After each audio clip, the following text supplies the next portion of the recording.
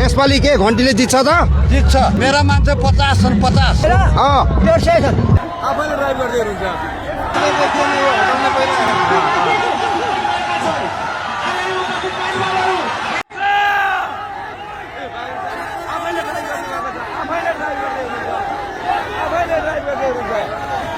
आफैले ड्राइभ गर्दै हुन्छ।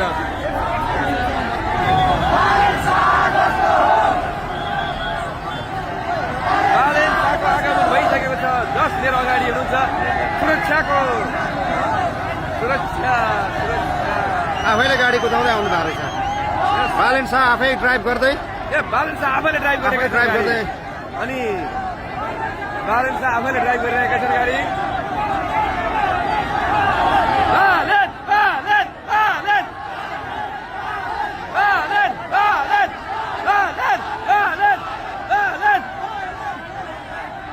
बालेन शाहले आफैले ड्राइभ गरेको देख्न सक्नुहुनेछ। म कोसिस गर्नेछु। बालेन शाह आफैले ड्राइभ गरेर अब छोड्दै हुनुहुन्छ। साइडमा छोड्दै हुनुहुन्छ। ड्राइभिङ छोड्दै हुनुहुन्छ। उहाँले ह्यान्ड ब्रेक तानेको मैले देखिसकेको छु। बालेन शाह साइड ओर्लेर जानुहुन्छ होला कि के कति सम्भावना छ? गाडी अगाडि बनिसक्ने अवस्था। अगाडि गर्ने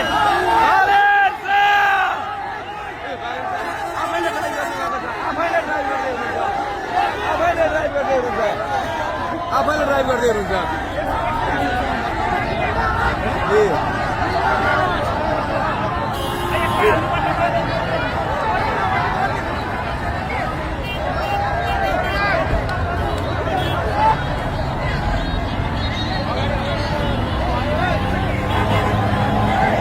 उनीहरू धनी भए, उनीहरू सम्पन्न भए, गरिबलाई मारे।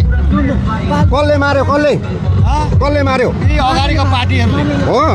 यसपालि के माओवादी यसपालि के घन्टीले जित्छ त? जित्छ। साँच्चै जित्छ? सबै हो। मेरा मान्छे 50 छन् 50। 50।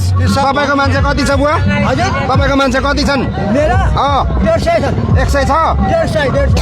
ल बुवा ल भनेपछि यसपालि घन्टीले जित्छ हो। जिताउने हो नि हो। जिताउने। ल ठिक छ। हेरौँ हामीहरू बुढालाई कति पर्खिने। यत्रो अब 35 वर्ष भयो यिनीहरूले खाएको। के गरे जनतालाई? आज कर लगाएर ब्याङ्कले शोषित गरेर जनतालाई मारेको छ। ब्याङ्कले 18%, 22% कर लिएर व्यापारी खत्तम भएका छन्।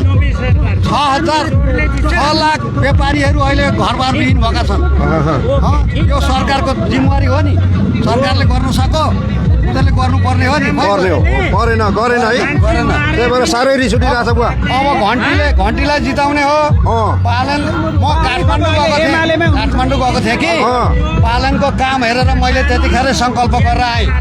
पालनले जे भन्छ म त्यही मान्छु भनेर आएको। ल ठिक छ।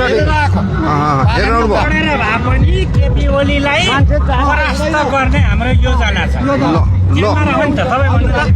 हिजोका दिनमा हेर्नुहोस् यसले के गर्यो? मान्छे मारो भर्खरै ओजन पुग्दैन बालेनको। सुन्नु न, त्यो भन्नु त बचाएर बनाउने छ तर सेनाले बचाइदियो। हेर्नुहोस् उसलाई ओजन त हिजै 23-24 पुगेको छ। त्यसमा के पुग्नु भन्नुहोस् तपाईँहरू?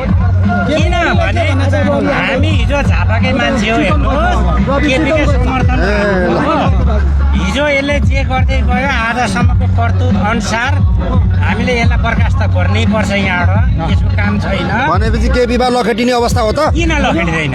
लखेट्ने हो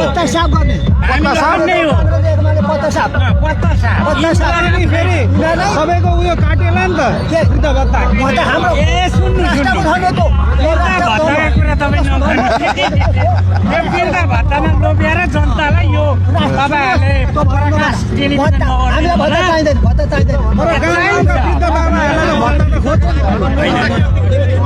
सुन्नु न, केपी ओलीले के झापामा जग्गा बेचेर दिएको बिजुली भत्ता होइन नि। यो त सरकारको योजना हो नि। काटिदिन्छ। हाम्रो केपी ओलीले राष्ट्रको ढिलो थियो त्यो 18 तलाको टावरमै त्यहाँ नि एउटा ठुलो हस्पिटल बनाइदियो एउटा जनता मान्छे भन्नुभयो नि त्यही 18 तला हस्पिटल बनाउँदा हुँदैन त्यो अब हामी बनाउँछौँ चितौँ नगर हामी बनाउँछौँ अब चाहिँ बनाउने योजना छ अहिले घन्टीमा भोट दिने कतिजना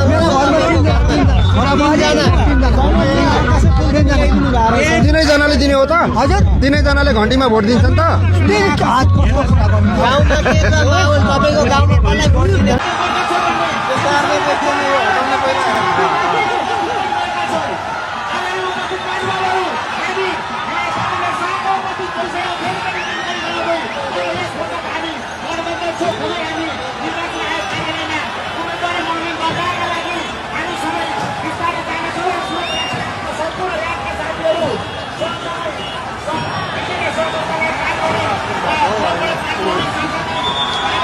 खुला सौर हुनु के हुन्छ होला